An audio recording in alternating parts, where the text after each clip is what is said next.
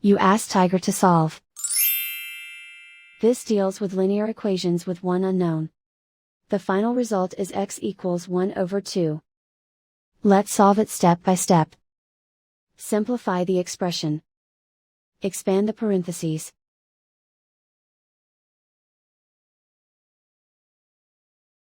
Simplify the arithmetic. Multiply the coefficients. Group like terms. Simplify the arithmetic. Group all x terms on the left side of the equation. Add 30x to both sides. Group like terms. Simplify the arithmetic. Group like terms. Simplify the arithmetic. Group all constants on the right side of the equation.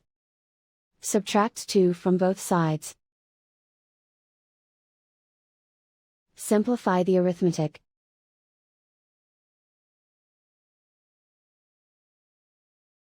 Isolate the x. Divide both sides by 22. Simplify the fraction. Find the greatest common factor of the numerator and denominator. Factor out and cancel the greatest common factor. And so the final result is x equals 1 over 2.